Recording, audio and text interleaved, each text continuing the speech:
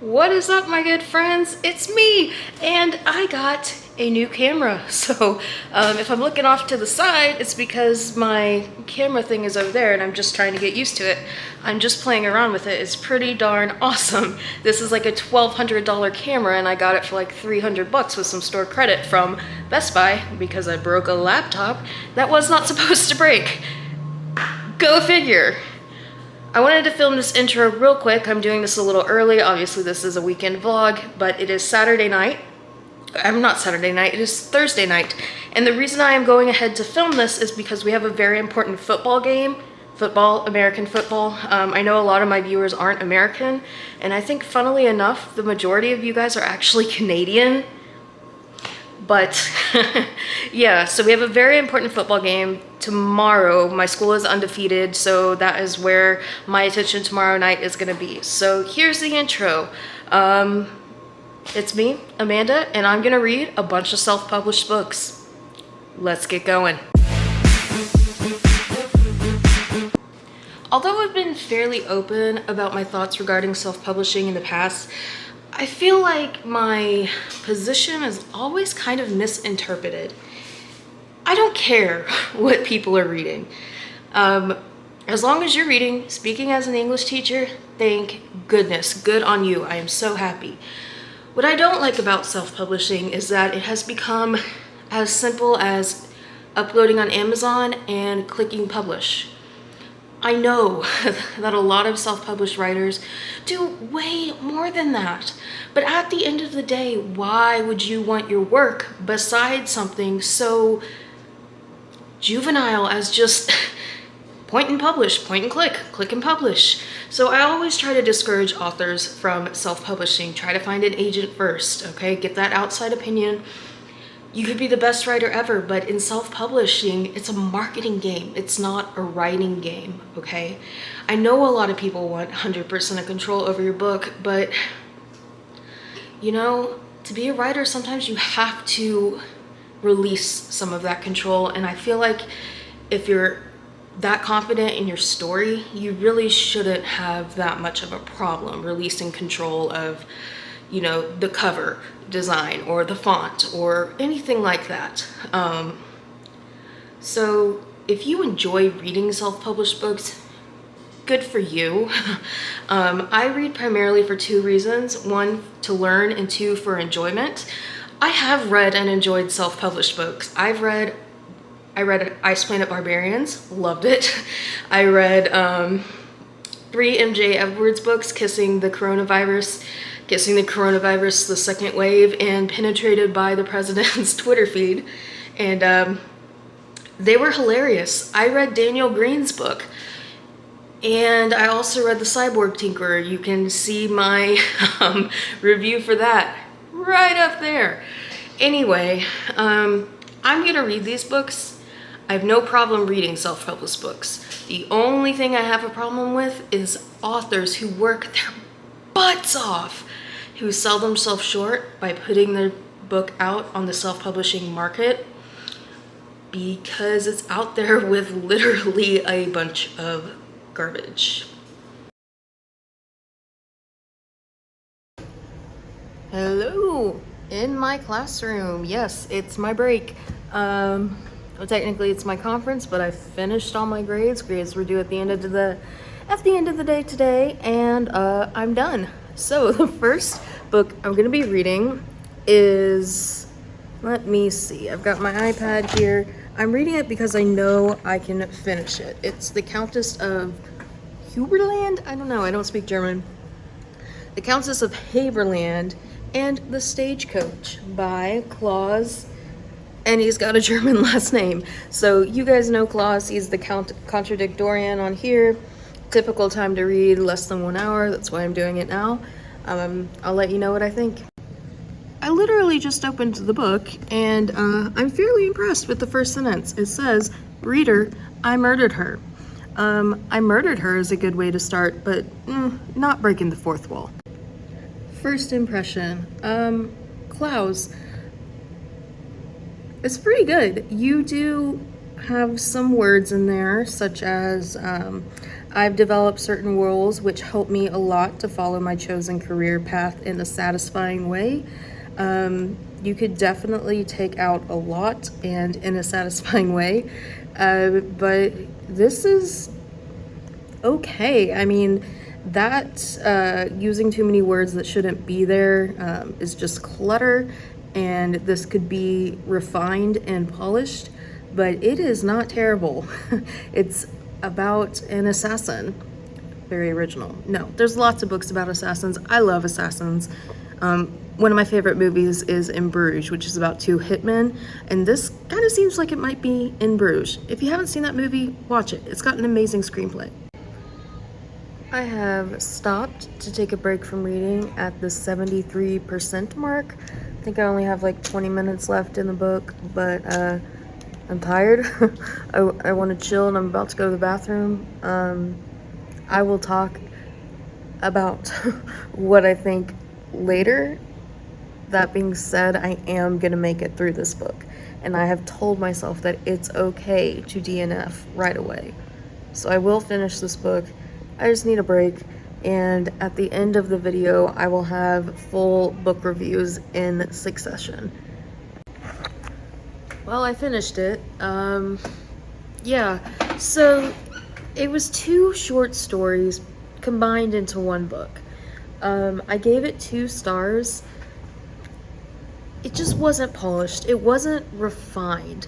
And the standard for short stories are really journals.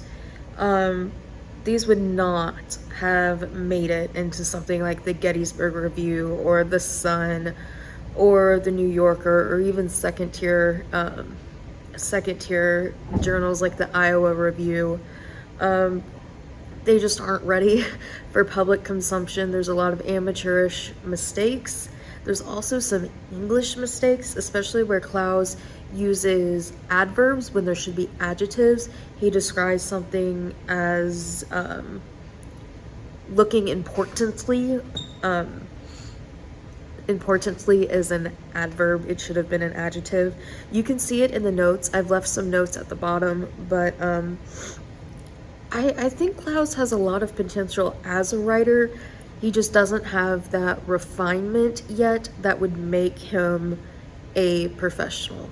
I haven't spoken about the content because my head is kind of spinning at the moment about, I'm sort of in the what the heck did I just read mode. This book just didn't quite make it to enjoyable territory. It was readable, it wasn't enjoyable. So this is a okay, I don't want to say subpar, but this was a decent first outing for Clowes. I just wish he hadn't have published it, because now everyone in the entire world knows that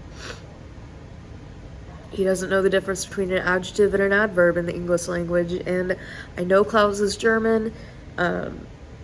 That just comes along with the territory, but this is why we don't publish unrefined work. I'm on my way to the game. I'm actually in line at some Chinese drive-thru in an area of Dallas I have not been to and don't really want to stay in, so I'm trying to keep my mind off that. And I'm gonna start reading Voice of War.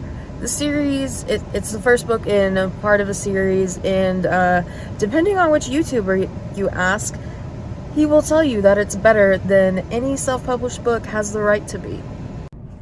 Still in line, and I've read like 3 pages. I'm intrigued. I'm very intrigued. One thing I will say, I do have a criticism. It's introduced us to too many people at once. I think there's 3 pages, there's already like 8 characters. It's getting kind of hard to follow. But it has this really cool thing where when a baby's born, I guess they put drops in their eyes to reveal their eye color. And if a family has more than 2 children and it comes out with anything but blue or green eyes, because that means they're a thread bearer, then they don't get to keep the baby. So it's pretty cool. I gotta drive. I'll talk in a sec. 50% of the way through. I will be honest. It is getting a bit arduous to read this. After a revelation that has come through in the book, it is not nearly as interesting as it was at the beginning. But I've already made it this far. And my Kindle, the Kindle app, it learned my reading speed and it tells me how much longer I have left in the book. And it's like 3.5 hours. So I am gonna finish this book. And then I will give a pretty detailed review of what I think. So I am going to finish, and the next time I record myself will be when I am done with the book. Game time.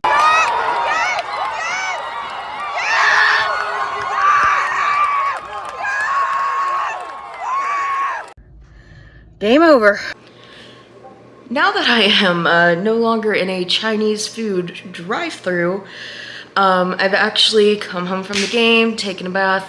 I read in the bath. Yes, I do read in the bath all the time, actually. So I'm about 6% of the way through. We will start with the good. Zach Argyle has an amazing concept. This concept is intriguing, it's mysterious, it's dark, and if executed well, I think this probably could be up there with Game of Thrones. The bad news, it's not executed well. He has some cardinal sins going on. We introduced to too many people in the first scene. The first scene is pretty awesome. It's awesome. It's the tension grabbing, but there's too much going on. There are too many people around to, it clutters up telling us what we need to know. It's just excess. I don't want to say junk. It's just, it's claustrophobic. Too many people, too many cooks in the kitchen. There are too many people in that scene. I'm trying to figure out who's who while at the same time establishing this fantasy world. So that's a big one. The second, quote, big one is dialogue. This is just a writer thing. Some writers find dialogue incredibly difficult. Zach Argyle does not write dialogue well at all. I think what his characters are saying are okay, but there's a lot of very on-the-nose characters saying exactly what they mean, and people just don't talk like that. So this writer does not have a good ear for dialogue at all. All of this could be ironed out. There are some instances where he uses the wrong word, like he describes a baby laying when the baby should be lying on a stone. When you're like reclining, you are lying, not laying. But stuff like that. I don't know who his editors were, if he even did editors, but whatever. Just stuff like that is not a problem to me so much as the actual flaws in the construction of the writing. I don't know if that makes sense, but he has an amazing concept with really poor execution. The writing is not living up to the story, but I'm gonna keep reading because I am incredibly intrigued and I am entertained and I love the dark atmosphere. I will say that the whole, okay, people with light colored eyes are gooey and ghostly and eerie, and eye color in general has kind of been overused in fantasy books and books with that creepy element to it, like the dark-haired, blue-eyed, creepy little creeper. It's very late at night. It's like 2 a.m. I'm about to go to sleep. I'm still riled up for the football game though. But just the fact that eye color signifies your place in society, I feel, is a little bit worn out, and the writing feels a little bit out of time. They're describing carriage coaches. He's wearing a cloak, so I'm thinking it might be a medieval era, maybe like Imperial Russia. I don't really know. I'm not good at that kind of thing when it comes to writing. It's not really super important to me, and Zach Argyle really hasn't described the setting at all. There's not much imagery going on once past that first scene. That first scene had great images, and then it's just like Oh, that noise scared my guinea pigs. Well, I've been talking for a while. I've been talking for 4 minutes straight to this camera here, so I'm gonna go to bed, but I will keep reading this tomorrow. Good night.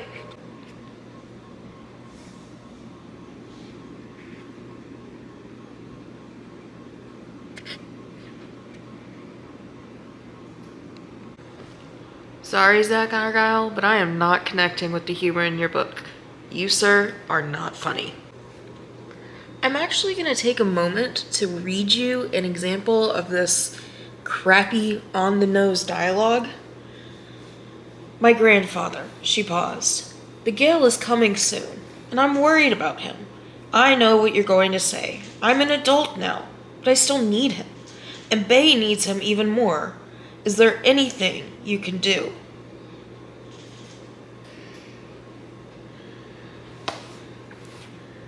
Nobody talks like that. And if you're gonna combat this with, oh, this is a fantasy world, that's true. But the dialogue still needs to be relatable and sound like it fits within the world it lives in. And nobody in real life or in a fantasy world, go read some George R.R. Martin, his dialogue is great, talks like that. No one says exactly what they mean. I know, I'm an adult now, but I need you.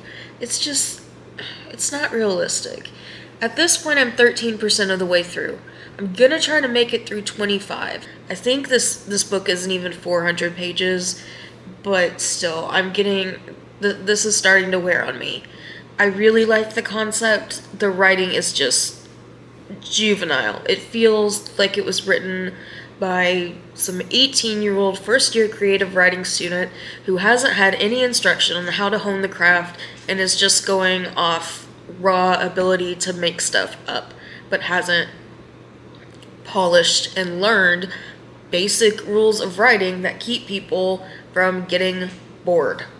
Started watching this fairly interesting show here called Snake Salvation about a sect of Pentecostal Christians who dance with snakes during their church services. Oops, still trying to get used to this camera. So they're going out to find snakes right now, and as an atheist, I'm always very interested to see what leads these people to believe such unreasonable things.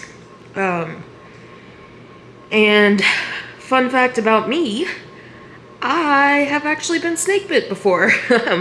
I got bit on my toe by a copperhead when I was a small child, and these people like to play with copperheads.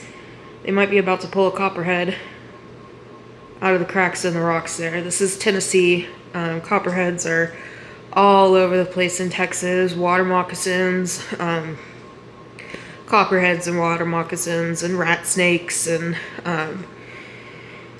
can't think of what other type of snakes we have there, but definitely copperheads are the number one venomous snakes, sometimes rattlesnakes. And the show is there. That's a copperhead. Yep. These shows are very interesting, and in my opinion, I just think it's generational. Do these people really believe this? Yes. And stuck up there in the little hills of Tennessee and Kentucky, I think it's really, really easy to not see another point of view. You're not exposed to anything else. Your great-grandfather handled snakes, he was fine. And Dad's here handling snakes, it's all you've ever seen. Why would you do anything else? And so, I'm gonna watch this. I am done reading for the day. I'm 33% of the way through the book, and I am not DNFing it as of now. Yesterday, it took me a really long time. Whatever snake is crawling there is non-venomous, I can tell. But, whatever... I think I went to bed at 4 a.m. last night. I was so friggin' riled from the football game. I was wired. I didn't get out of there until 10, and it was a nail biter, and we were all energized, so I just was up really, really late, and I do tend to stay up pretty late on weekends anyway, so I'm gonna hit the hay before midnight tonight. I do take medicine at night, so I'm just gonna sit here, watch this, turn off all the lights, let the medicine take its effect, and I will continue with Voice of War. Ooh, rattlesnake. I will continue with Voice of War tomorrow. Oh, goodness. These people, man. These people. I just made it to the 50% mark, and I found this line really funny. Laurel wasn't sure she ever wanted kids. They seemed like more trouble than they were worth. And Laurel, speaking as a teacher who deals with kids every day, you are right.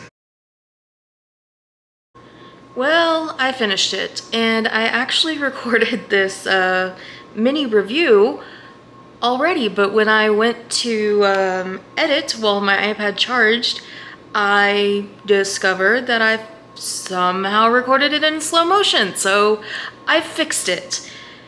Well, here we go. What I enjoyed. The characters. I cared about two of the characters, the main man and the girl Laurel. I really loved the biopunk elements. I thought that was pretty unique.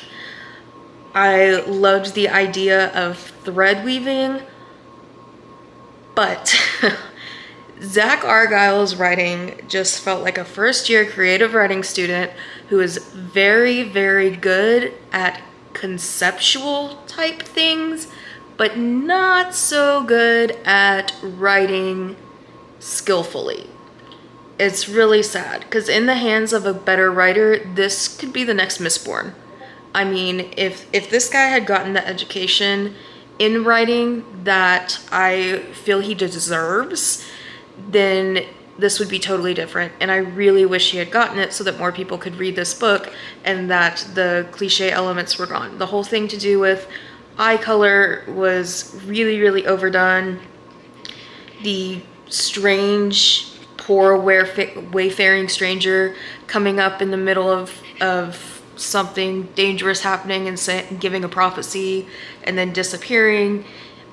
Cardinal sin of introducing us to too many people at once. Like, imagine you are at a party with your friend, and your friend takes you in there and they're like, okay, here's this person, his name is blank, and this is this, and this is this, and this guy's this, and this guy's that, and this girl over here, she's related to him, and they have a baby with whoever, blah, blah, blah, blah, blah. I mean, you're not gonna follow it. It's too much. And so these characters that were introduced in the first scene, they're important characters in the story. So it was just too much. It could have worked if we weren't given their names and we only had the main character and his wife's name in our head. That would have been easier because we're just learning their names, we're just getting used to them. So I feel this book is a bit of a tragedy. Overstating things, but I mean, it's just like an actor who can't memorize their lines. You know, very, very talented young man, Zach Argyle is, and his imagination was let down by his lack of skill. But one more thing, Zach Argyle constantly describes the color amber as a shade of yellow. I always thought amber was orange, and I asked one of my friends, and he also said it was yellow. I do, however, know that about 8% of men in the entire world are colorblind. So tell me in the comments, am I colorblind? Or are the men? Boys versus girls, right? I mean, I thought amber was orange, but I guess to some people it looks yellow. Who knows? Well, my iPad is charging, and I'm going to use the Kindle Cloud app to start reading Austin McConnell's book on my computer. I wanted to show you guys something pretty cool. This is the first page of Austin McConnell's story. The sun was just going down on the small white cottage of the Garrisons, which was near the white window. The time, about the middle of May. A girl of about 16 was sitting on the porch. Her black hair was near her shoulders, and her eyes an unmistakable blue. This was Neva Garrison. All right, now look at this. This is the screenplay to Little Miss Sunshine. Let's look at this. A 6-year-old girl sits watching the show intently. This is Olive. She is big for her age and slightly plump. Yes, I am sitting and reading with it on my stomach. I know Austin McConnell wanted to be a filmmaker. I know he made a film. I know he wrote that screenplay to the film. I also know he makes YouTube videos, and lots of them are about movies. Austin, you were writing a book, not a screenplay, boy. So, I'm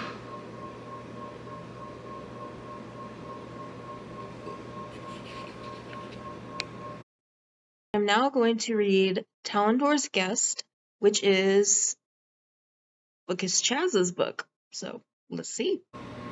Okay, here is the first page of Talendor's Guest. Flashes of light and chaos erupted in the recesses of his subconscious as he quickly and violently came alert. Quaking chills ravaged his body, slowly tapering off into mild spasms and twitches, and he could feel the drench of sweat on his skin. Let's go to Amazon where I got this. You see this? You see what it says? Can you see it? Is it in focus? 10 to 18 years. A 10-year-old could not read this unless they were like really, really smart. This is not 10-year-old level. 10-year-old level. 10-year-olds are in 4th and 5th grade. Heck no. No. 12-year-old could read it. Not a 10-year-old. I'm gonna go ahead and DNF Talendor's Guest. I'm 7% of the way through. It's just not grabbing my attention. It's a frame narrative. You know, Talendor's a dragon, his guest is a traveler, and they're telling each other stories. Great, great writing device. I don't know, narrative device. I'm getting a little tired, which is one of the reasons I'm stopping.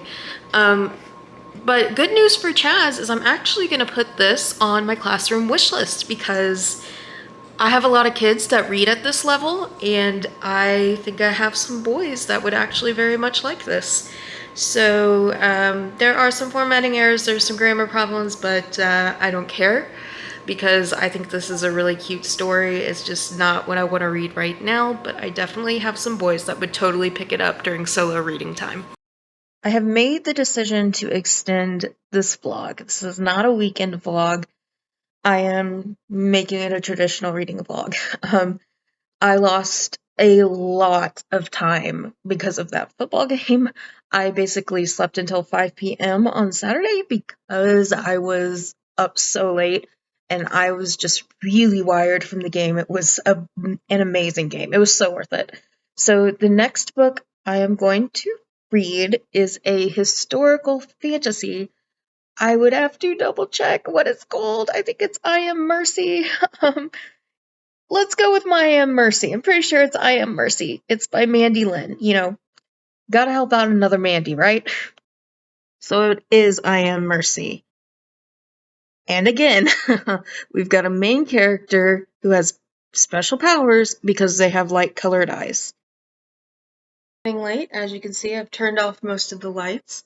I was browsing YouTube because I know a lot of people really like self-published books. So I found a book on Petrick's channel where he was sent a novella called Prelude to Insurrection. I'm an American.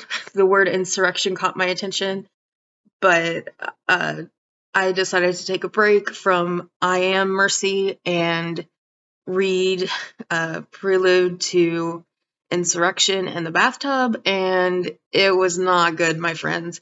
It's a novelette, and it's about this half-elf woman. It's Asian-inspired, so I thought I'd read it because I don't read a lot of Asian stuff. I'm not like one of those people who's super into Asia. But something to do with Fool's Gold. She was a 29-year-old woman, which is kind of cool. I'm 29, but I'm not Elf, I'm British, Irish, African, and Cherokee. No elf. But I'm glad I read this in the bath, because otherwise it would have just been a waste of time. But bathwater felt good. So, back to Mercy. Hello, reading I Am Mercy on my laptop right here. And it is incredibly poorly written, but has a great concept. Sort of a paranormal history type thing where it's in the Black Death, and there's this girl who's always accused of witchcraft because she has light-colored eyes, but she gets introduced to real witchcraft that's going to, I guess, cure the plague? I don't know. The writing is incredibly bland. Again, this is like a first-year creative writing student. The rain comes in sheets across the horizon. It throws through the wind in harmony, putting on a show, bringing on a chorus. I soak in the rain, waiting for the water to absorb me and let myself become part of the storm. I only make it as far as the next truck house over. I mean, the prose is just lacking. It's blah is the best way I can describe it, but I'm really hooked in by the concept. Not much has happened, and I'm 15% through. It's just like this character going to different houses, and she keeps getting kicked out because no one wants her. Pretty cliche, pretty typical, but I'm gonna keep reading. I'm having a decent time. I'm at 15%. I'm gonna at least make it through 25 before I decide whether or not I'm gonna DNF. I'm at 20% of I Am Mercy, and nothing is happening. It's just the main character walking around the street, seeing people dying. Finally, she met a witch, and the witch raided her dream, and so we're getting to the paranormal element. I am enjoying it in a way, but it's more of a rolling my eyes, kind of laughing at it sort of way, so I feel a little cynical as I'm reading it. I think if I break this up with other things to read that are actually good, I might be able to make it all the way through. We'll see, but if I make it to 50%, I'm not going to DNF it. So, who knows? Alright, it's about 10 p.m. on a Friday evening, and I think this is a good place to end the vlog. I've officially decided to DNF I Am Mercy. Yes, you can see over my shoulder I do have some mail. These are fake leaves because I just bought a chameleon and I'm decorating this enclosure. But big question, after trying to read and reading all these books, what are my thoughts on self-publishing? I still don't think it's a good idea. And because of that, I'm gonna point to Voice of War.